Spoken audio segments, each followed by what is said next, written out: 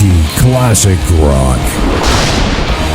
Since 1991, he has been at the front of the pack as well as the bassist for the supergroup Asia, who gave us the hits Only Time Will Tell and Heat of the Moment. Not only has he been carrying on the band's legacy, but he has also led his own projects, including Dukes of the Orient, and they recently released a new album called Freak Show, and for several years, he has been touring with the awesome Steve Augeri and the legendary icon himself, Mr. Lou Gramm. He is here to talk about how it feels to be back out on stage, oh my gosh, as well as a whole bunch of other cool stuff. Everyone, my buddy, John Payne. Hi, sweetheart. How are you? I am doing well, and I am so glad you are doing well. Yeah, it's been a tough time. I had 6 weeks of COVID myself with extreme exhaustion. I got pretty despondent when we had, 40 or 50 shows cancelled and rescheduled, and some, rescheduled for 2 years. 2 years? I was thinking, I'm not going to get back out on the road, so I decided to get stuck in the studio and work on the last Dukes of the Orient album, and now working on a new Asia FJP album, which is good. But it was just a breath of fresh air to be out on the stage in front of people again and doing what I love, and myself and the guys just had an absolute blast. I can only imagine. I mean, just living through those videos and pictures that you guys posted online with Carolyn, I mean, we're all just clamoring. We cannot wait to get back out to see you. Yeah, I mean, it's been, I don't know, this latter part of my career has been very interesting since I finished the show in Vegas and went back out. I've worked with some fantastic people. Yes. From Bobby Kimball to Steve Augeri, as you said, to Lou Gramm, to Robin Zander, to Mickey Thomas, to Kelly Kiki, Greg Rowley. And I just pinch myself that I'm on stage with people that I've looked up to since, I first started playing guitar. And it's been, it seems like yesterday I was practicing playing Abraxas with a friend of mine in my garage at, 15 years old, and we're trying to play like Santana, and then I turn around and I'm playing Oh You Come With Art on guitar with Greg Rowley. So it's been an incredible journey, and this new one that we just did in Dallas for a private party was just off the charts. We'll talk about that in a few, because that is huge what you just did. Absolutely humongous. Now, John, you just posted something. It was a video I think someone sent to you of you way back in the day. When you look at these videos, when you're in your younger years and you're just starting out, what really comes into your mind? I know that you just went over everything, like people you've worked with and everything like that, but the feelings that you get when you see these videos of you just starting out to where you are today, how does that feel? It's kind of surreal, a little bit of it. And it's sometimes you look at it both ways. You look at it with happiness and sadness. That all this time has passed, and you're not the whippersnapper that you used to be. Although I'm going down fighting. So, but I think you're doing pretty good, John, to be honest. Yeah, I'm lucky. I still have the same vocal range that I did when I was 25 years old. So it's crazy. That's been luck more than anything. But you look back in time and you just see how your career grew from one point to another point. And it's a little documentary of your life, really, I suppose. Now, in February of last year, you had brought up that we saw you at the casino in Connecticut. It was at Mohegan Sun. Now, you actually, with your band, were our last live show that we happened to see. And then about a month later, the whole world was shut down. Here we are dancing, listening to you and the guys play.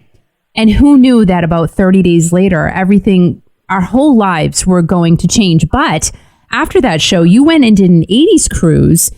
And then you were lucky, I think, that you got home from that cruise. Tell us about that whole cruise. I think all the other cruises were cancelled or some were stuck out in the sea. Yes. I think we went on that 80s cruise the beginning of March. Mm-hmm. I think we came back to land on the 15th. And in those 15 days, America and the rest of the world had changed dramatically. Right.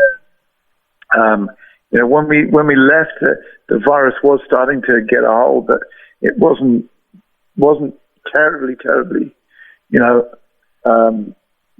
taking control. But we were watching the news from the ship, and it was like, are we going to get home? It was incredible.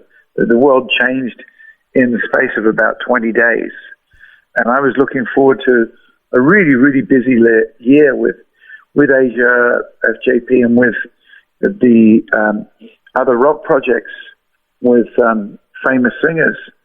And I couldn't believe it. And, we got off the ship and they had to temperature check everybody. And even though I'm a permanent resident here, I thought, am I going to get sent back to England? Oh, my gosh. My home and my animals and all my studio and equipment's here.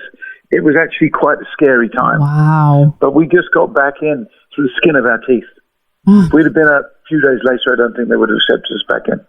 So now while you were on that cruise, now here it is, you're with a bunch of icons performing there. I read that some of the acts did not show up because of what was going on. So who did show up? Who didn't show up? Like, how did that go? And were people going up to you saying, did you hear what's going on in the rest of the world? Like, how did that work? Well, I know that the Wailers, they played on the ship. And our dear friend, the late Tony Lewis, which was the last time I was to see him and hang with him. He played, and I went to loads of his shows, and he was one of my best friends. Yeah. Sorry, so, John. Several bands cancelled, and our schedule was increased, so we played a load more shows. Mm-hmm. And the band, the people on the ship were like so grateful that we played. We had some amazing shows. They were all sold out because you had several options to go and see different bands, and they try to stagger it, but sometimes two bands played at the same time. Mm-hmm. But we had probably one of the most incredible gigs of our career on that cruise, and because people were so worried that none of the bands were going to turn up. So is it more or less of, everybody's just kind of, let's enjoy what we have right now? Yeah. Yeah, I mean, it was kind of, like I can imagine the end of the Second World War being, people just celebrating that they could actually do something before the world was to shut down. And, hopefully we're turning a corner now. And, I'm starting getting shows slowly but surely. There are shows opening up. I've one this month with Alice Cooper in Phoenix. So it's not the schedule that we're used to, but it sure is great. Well, yeah, we have to start somewhere, right? Yeah. Now, when you got off that ship, though, John, what was the feeling of you go from being elated, you're doing these great shows, you're performing more than you thought you were going to, and then you get off the ship to, I'm guessing, a sense of what is happening right now? Yeah, I was wondering whether I was going to even get home. And our flights got changed. And it was 3 flights to get back home. Wow. From Florida. All those cruises come out of Fort Lauderdale. So it was Southwest, I think, all the way. I just ran to the flight before and managed to get on the flight before I was supposed to get onto, and then ran to the second flight, and I only had 2 stops the way I was trying to do it, and I was the last person getting on the plane. Oh my gosh! And the band took another 10 hours later than I did getting home. Wow. Now, John, you live in Vegas. I feel like it's the heart of the greatest entertainment in our country. We start the lockdown. Shows, again, they're completely shut off. Your life is performing. I have to imagine that when this all started, I mean, again, this is your life, your passion. This is what you do for a living. How did you get yourself from, I'm assuming, a not so good place, because we all were in that place, to a place of contentment and things are going to get better? How did that work for you? Yeah, I must admit, I actually got quite depressed by the middle of the year. You know, that the feeling of playing and being on stage is just a wonderful, elative experience. And I saw no end to it. I couldn't even go in the studio. I've got a full 80-channel mixing console recording studio in my house. My house is 75% recording studio. And I couldn't do anything. I was just like despondent, as I said, depressed, wondering when this would ever change, and all these gigs disappearing that I was really looking forward to. And I got the coronavirus. I still wasn't doing any work in November. And the second phase of it is where you get this amazing tiredness. And I was sleeping 15 hours a day. My gosh. And I came out of that after 6 weeks. One day I suddenly felt better. And then during the whole time, I was getting obsessed with the politics and the stuff on social media. And I was spending 4 hours a day on social media. And a friend of mine said, I just got off social media. I feel much better. Yeah. So I stopped posting, took actual Facebook off my cell phone, and within 2 days, I was a changed person. Isn't that incredible? I had so much joy of life and got straight in the studio, started writing songs, working 15 hours every day in the studio. Wow. And as happy as a lark. And now the gigs are coming back. It's all going a good way. Yeah. But I didn't realize that the effect of social media, of what it was doing to me. And you know, it's such a double-edged sword, social media, is that we need it to promote our business. We need it to promote our brand. But then on the other hand, it's so hard to not get sucked in. But myself, I think I've gotten a good, you don't get sucked in. You can't let yourself, go down the rabbit hole. Yeah. That's TikTok for me. I'm just saying. Right. I mean, watching beaver and doggy videos, I can't help it. I just cannot help myself. But that's fun. To me, that's fun stuff. But I'm so sorry that you went through that. But then on the other hand, one of the questions I had for you later on, but I'll ask it now, I'm guessing that's part of maybe something that you got out of this whole thing that happened to the world. Yeah, and the thing that I've always done, if I've ever been knocked down, or something's not going right in your career, or, something goes wrong, or is I always get back up, and fight harder. It's something that's intrinsically in my being that I don't give up. I'm very tenacious. And I've learned something through this process. And what is that? I've learned that sometimes, especially being an artist recording, you don't need too many distractions. You've got to be focused. Mm-hmm. And having your phone ping every 10 minutes or whatever doesn't really help you be focused. You're absolutely right. You got to turn it off, turn it over, turn it off, put it away. And then it's true. It's true. You really can blossom when you put that away.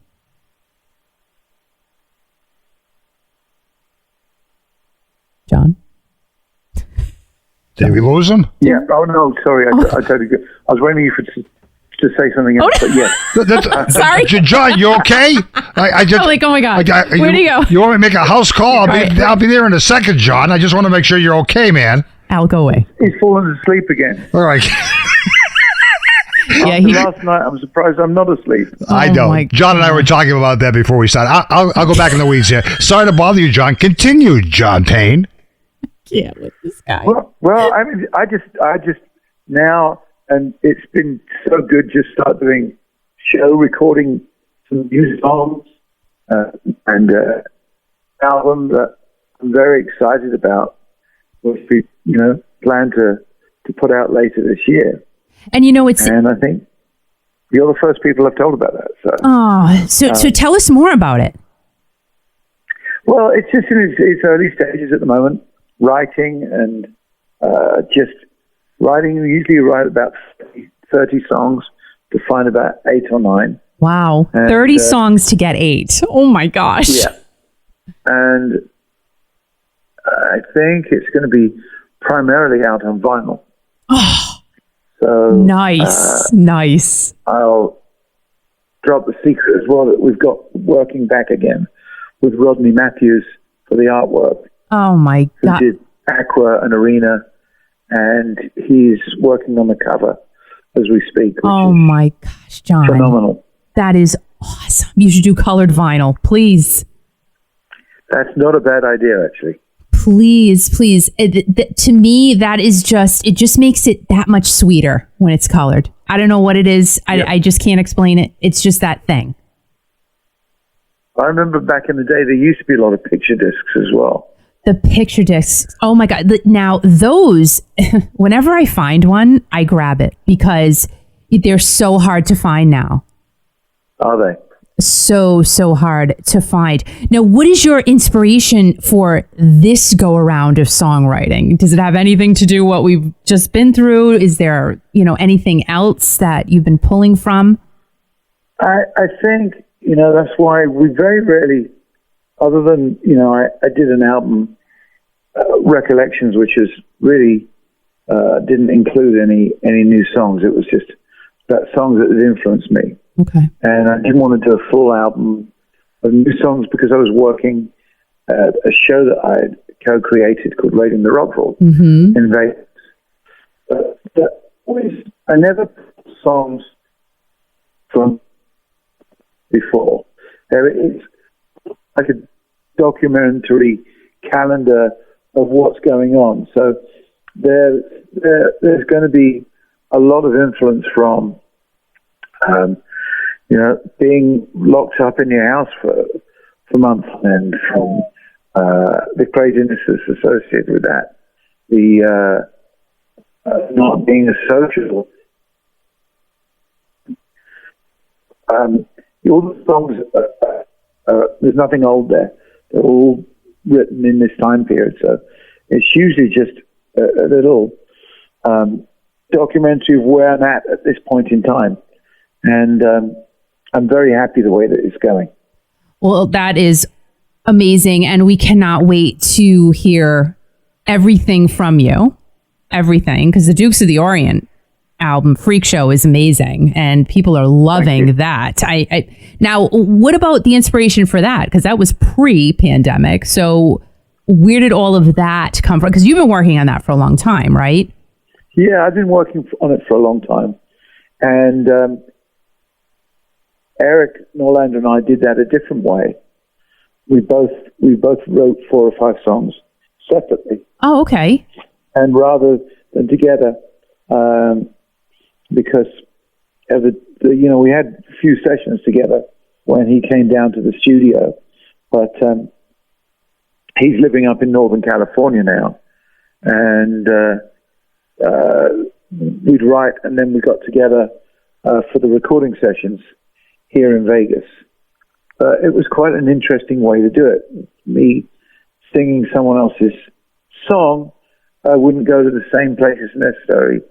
I would go melodically, and that created a new challenge and a different sound.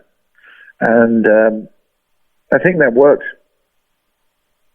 And, I've asked a lot of people that question. How has it been for you to, again, this is the word of the year, is pivot. How have you been able to pivot yourself, learning how to work different ways than you're used to?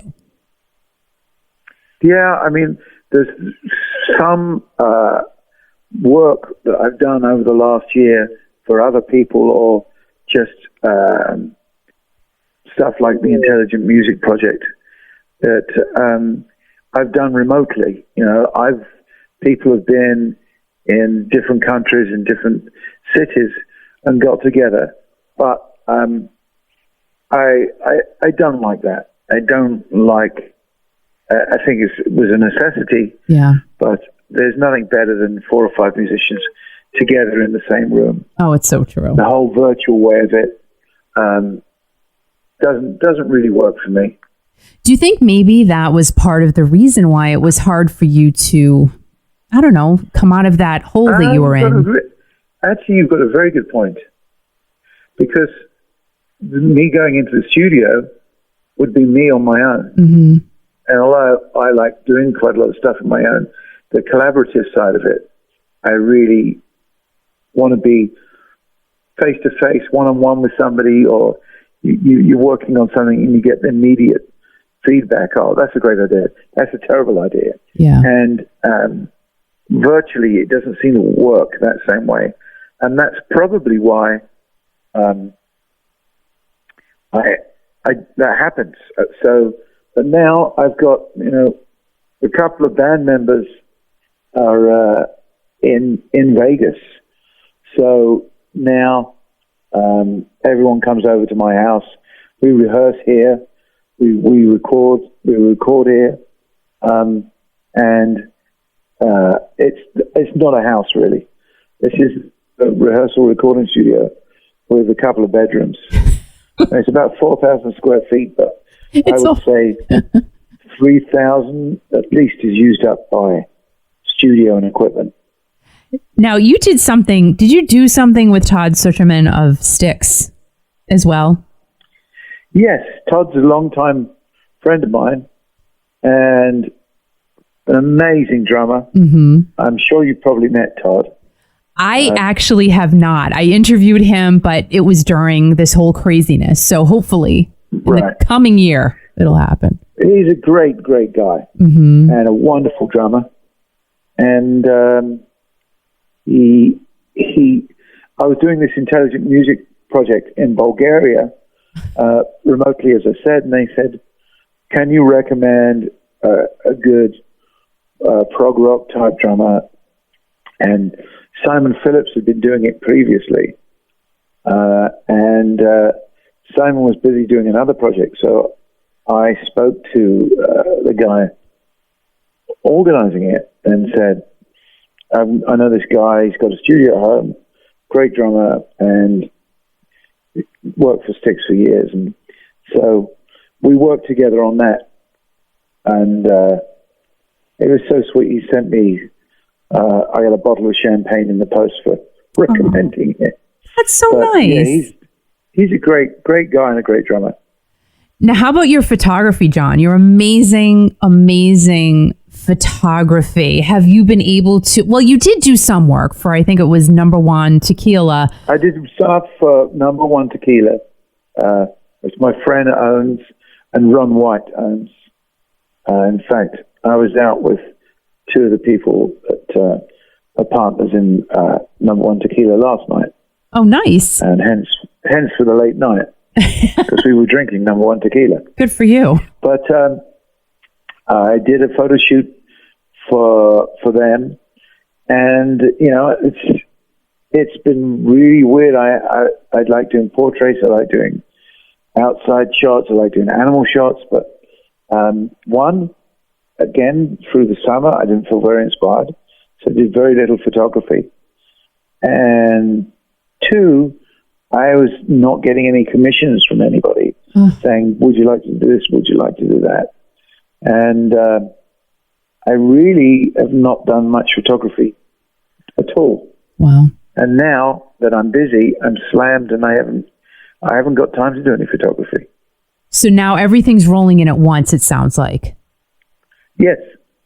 Yeah. It's a good problem to have, John. It's still famine. It's true. It's so true. But that's a good thing, and that's a positive thing for all of us to hear. I'm so excited.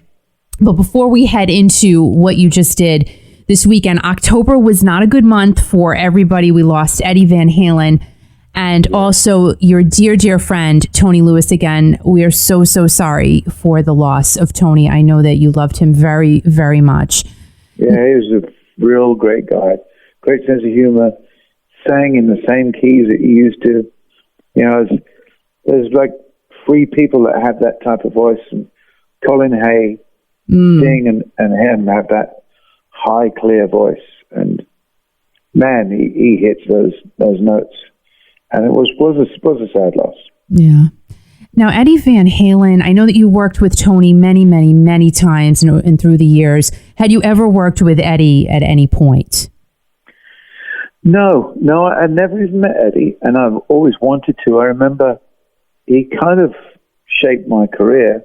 Really? I was a budding guitarist, and I can't remember what year it was, but I had a 3-piece band, and in my little town, it was like the band everyone went to, and I fancied myself as this kind of shredding Hendrix-type guitarist. And me and my friend went to see the Michael Schenker group, oh my gosh, supported by Van Halen. Oh, I think it's Van Halen's first time to the UK. Oh my gosh! And Van Halen came on, and I went, "Oh my God, I'm going to be a singer." Really, that was it for you? That was it. Yeah, I said, that's it. I'm not playing guitar. I'm singing. Wow. And then Schenker came on, who's incredible as well. So the whole thing was a pivoting point, as you would say. And you know, I've hung with Sammy Hagar. I went down to Cabo Wabo with my friend, and who's a retired doctor, and went to Sammy's birthday bash, and Sammy pulled me into the prayer circle. They always do before they do their show, and it was an interesting concert actually.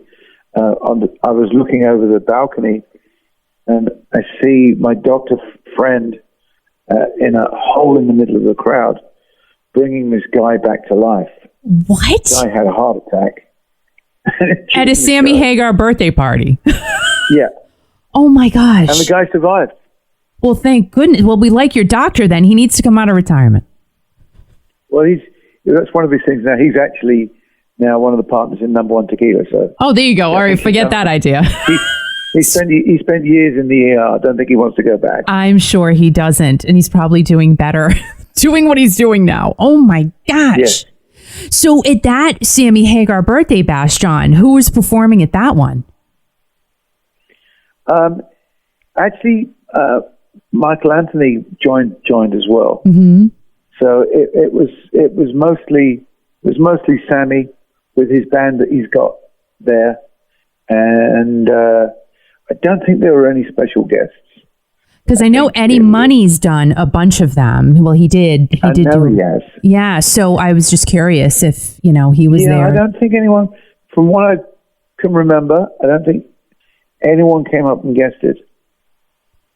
John, before we head into, good show. I'm sure, and well, it's Sammy, right? And Michael, I mean, they're just amazing. Now, before we head into the amazing weekend you just had, give us a really cool story when you were in Asia back in the day, back in the 90s. A really good, either an after party story or a groupie story. We like something juicy. Okay. Well, we were in Philadelphia, I think, heading into the reception of the hotel foyer. And Steve Howe's usually very kind of quiet and keeps himself to himself. But there was a tree inside this foyer of this hotel. Cannot for the life of me remember what it was, but this would have been about 1992 or 1993. And there's a French woman screaming at the tree and mentioning a few swear words. At a tree? I know in French. And she's shouting at the tree. So they got closer to the tree, about 10 foot up the tree, was Steve Howe playing a Spanish guitar and singing to this woman. It was the most bizarre scene I'd ever seen. And we just all fell on the floor laughing. It was just, I mean, he had to be there, but it's just the most bizarre thing to come in after, you know, we'd done a show and Jeff and I had gone out to have a few drinks, and as we came back, there's Steve Howe in a tree. Getting sworn at by a French woman. I don't think I've told anybody that story. It just when you said it, that was the first thing that came to me. Well, I would think that would stick in my mind as well, probably forever and ever. Did you ever talk to him about it? Like, what happened? What was that? No, you don't talk to Steve about things like that. Okay. He just does something unusual and unpredictable. Oh my. Which just makes it even more funny.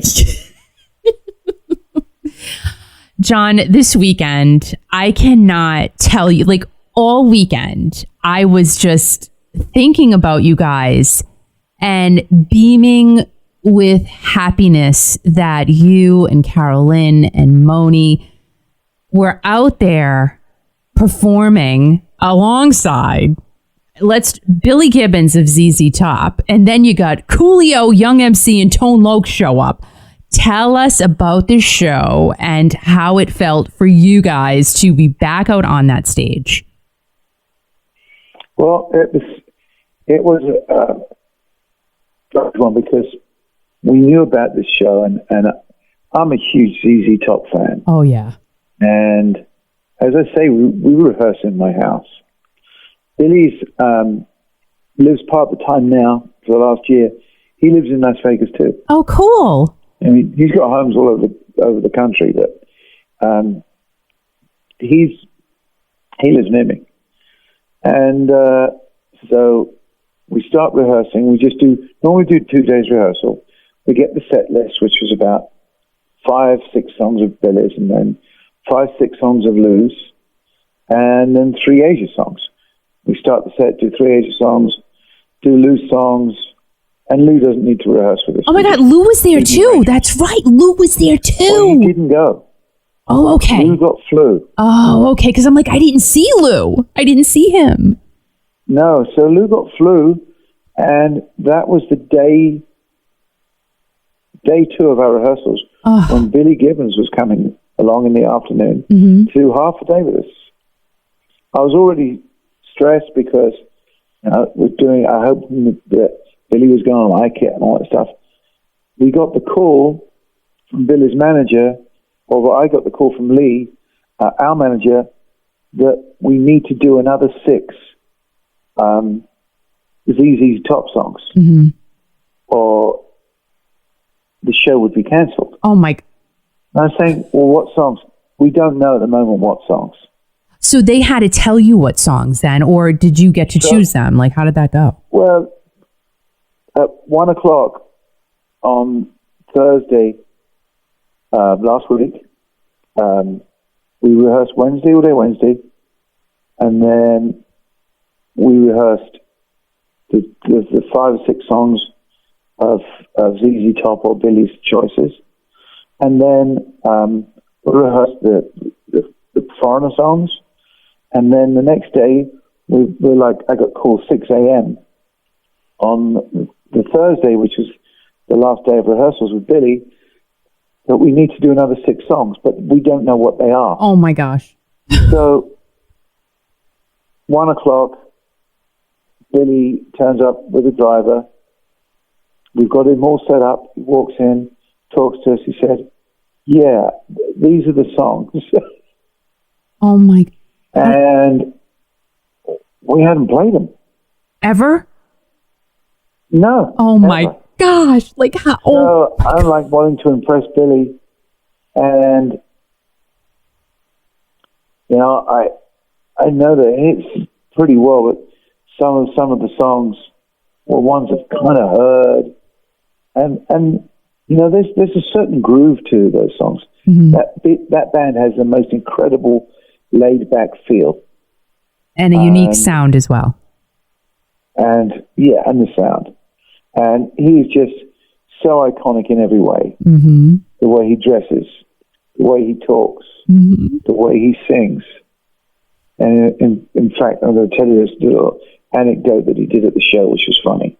But he was just the consummate, like, John, you know, he'd be playing the song and then he'd go, right, you got to go to the 5. So he'd go to the 4 and he'd go to the 5 and back to the 1.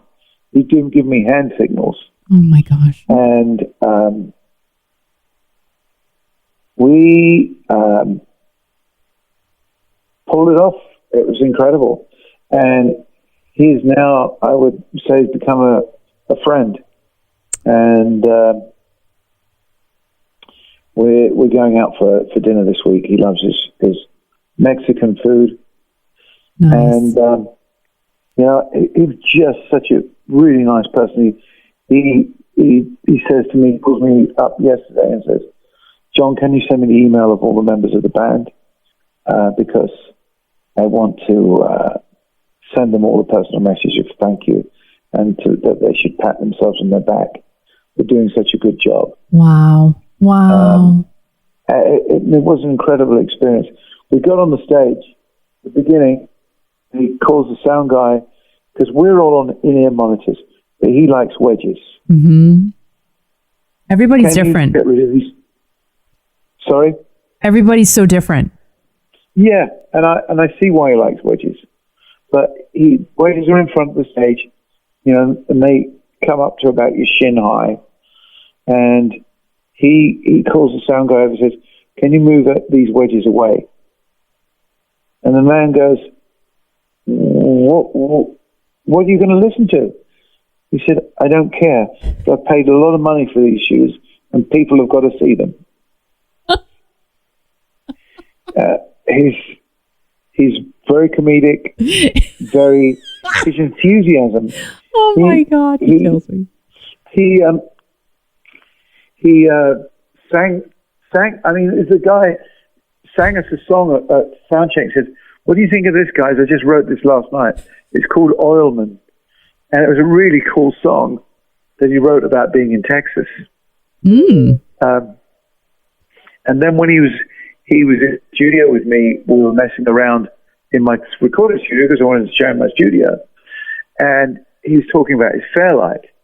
I said, well, I've got a virtual one now in this, in my computer. And I got this sound up and he goes, oh man, I've been searching for that sound for years. And it's the voices sound of a Fairlight keyboard.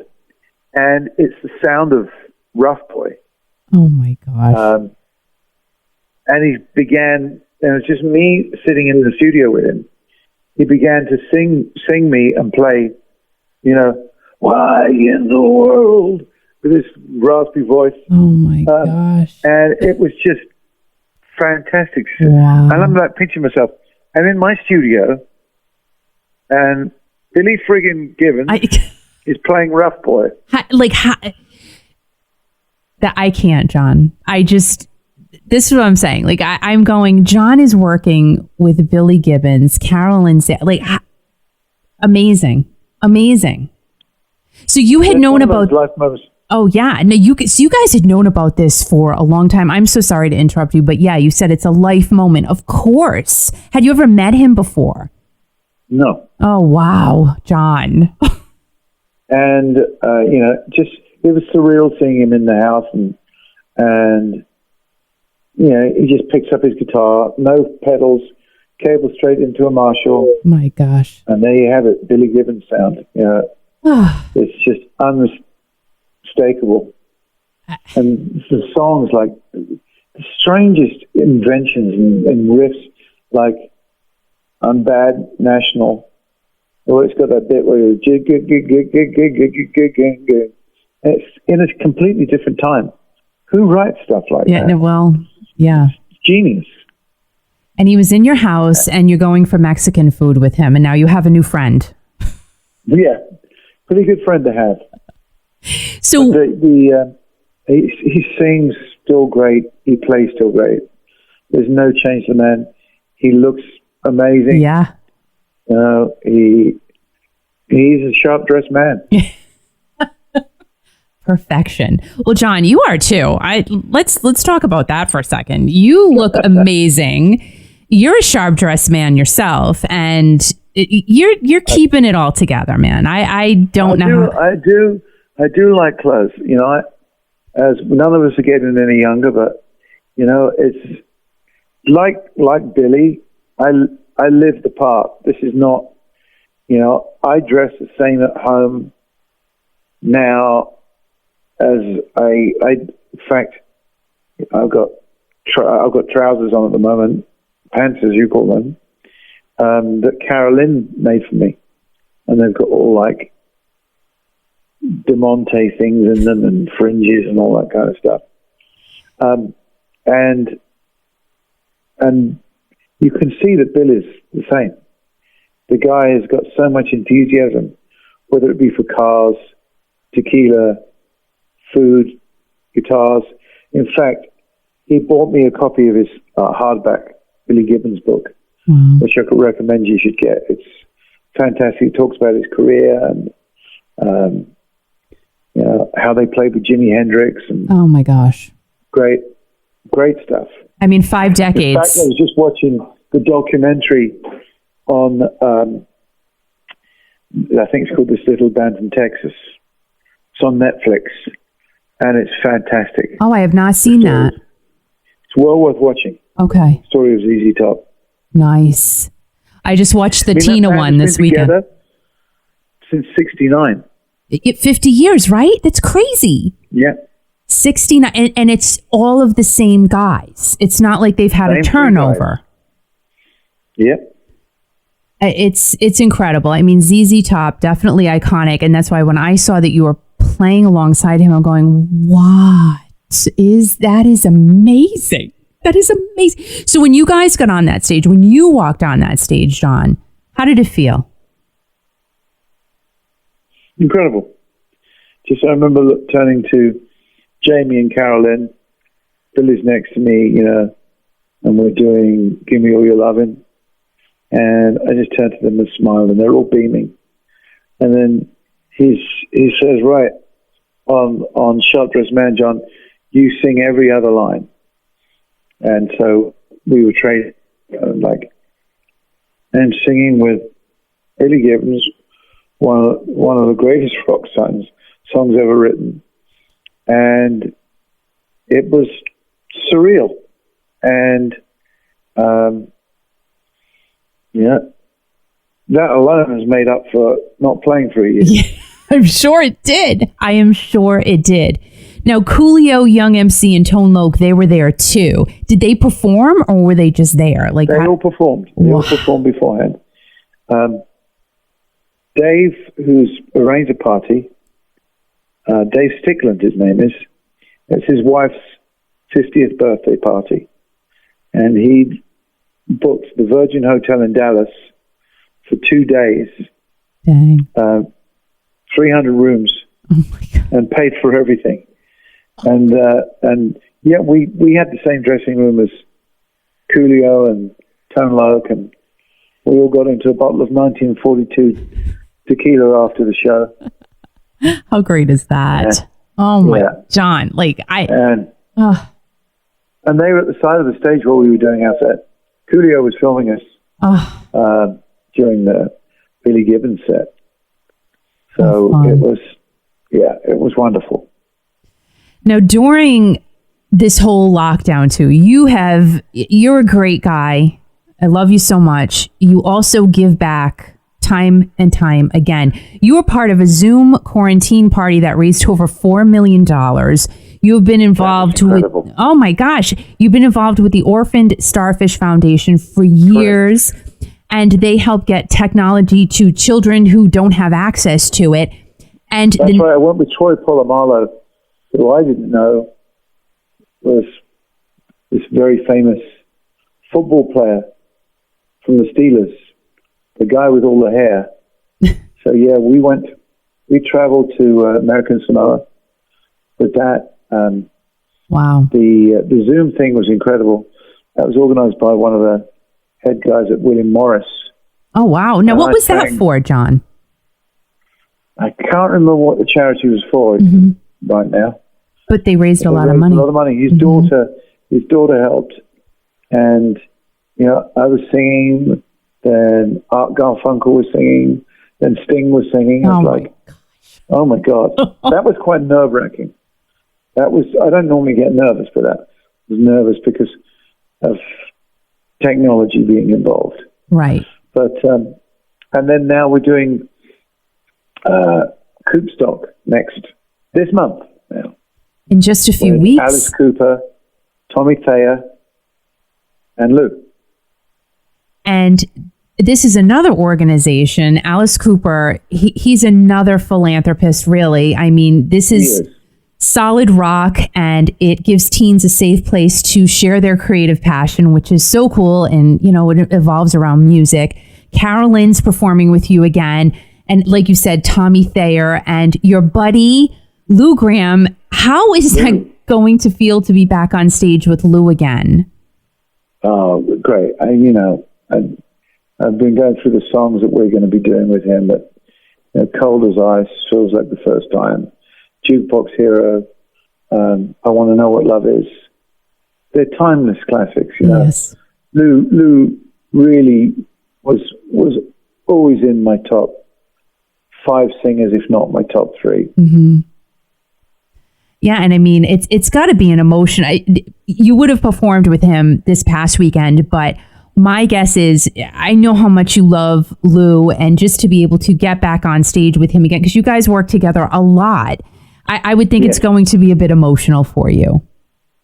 It is, and talking about emotional, I remember when I had him appear at the show that I created, and we'd been out to lunch that time with my mum. Mum had come into town and to see the show, and we had lunch together. And Lou told me all about his 2 brain tumors that were wrapped around his optic nerve, and that night he had a nosebleed before the show, which he used to get quite a lot. And that night we'd got a 50-piece gospel choir. Oh my gosh. And we started, you know, I Want to Know What Love Is, and Lou's standing next to me, and the choir's in the background, and they come out with a chorus, and the tears just came rolling down my face. I can't. One, it was just so magical, and hearing 50 voices behind me, and 2, knowing what Lou had been through. Yeah. And he's turning around at me and smiling, and it's just like another surreal experience. You know, I've certainly been lucky to work with these people. It's just magical. You know what, John, though? I think it goes, in your case, it goes past luck, because you're a good human being, and good gets good. And you're very talented, and you deserve all of this goodness that has been in your life. I mean, you deserve it. You've worked for it, and you've earned it. Well, I have dedicated my whole life to music, you know, and it's 100% thing. It's funny, actually, what someone was saying to me. They said, do you realize you've survived your life just on your voice and your playing? And that's been enough to let me live. And it's like, not really thought of it that way. But, yeah, I I do work hard, and but I do love what I do. Yes, you do. And it's probably been, the detriment of maybe not having a family, but I've enjoyed every minute of this life. It's been a pretty damn good one. Oh, yeah. Yeah, I mean, you seem very happy. Again, you always talk about how blessed you are to have been able to work with these iconic performers. Now you're friends with Billy Gibbons. Hello. I mean, I can't. I mean, it's just incredible. Now, John, the 80s Rock Tour, this is a show that you do with several different performers. It was the Rock Pack. Yes. John Elefante of Kansas, Kelly Kiki of Night Ranger, and of course the best, our friend Steve Augeri and the amazing Mr. Lou Gramm. Can you tell us anything that's on the horizon for the 80s Rock Tour? I know there are some dates. I haven't got them out in front of me. I think there's going to be 2 or 3 of them I know in September. Oh, great. I think there's one in June, but what I'll do is as soon as they get nearer, I'll let you know just in case. Awesome. You and Al can sneak away. I would love to. From the East Coast and come see us. I would absolutely love to. Now, John, everything is slowly starting to rise up again, which everyone is so thankful for. I'm thankful. Everyone's thankful. Again, just I feel such a sense of happiness for you to be able to start working again. What is one thing that you have learned from this entire past year? Here's the one thing I think I've really learned is to choose my time carefully, not waste my time on virtual or supposed all your friends and stuff like that on Facebook. I mean, it's good to inform people, but is to actually get back to being people to people rather than this virtual world. Mm-hmm. And unfortunately, I think some of it has changed for good. I think some people like that world where they can be in their own environment and use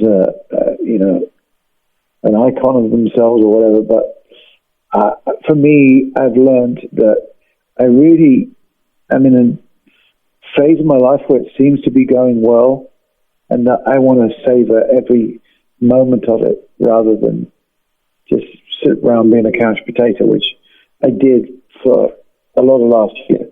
So I realized what not to do because of that. And that's a great lesson. And I think that is a lesson that many of us have learned and will carry with us, I hope, forever. I really do. Yeah. I really, really do. John, all the best to you. I can't wait to see you and give you a big fat hug, which I will do. Yeah. Ditto.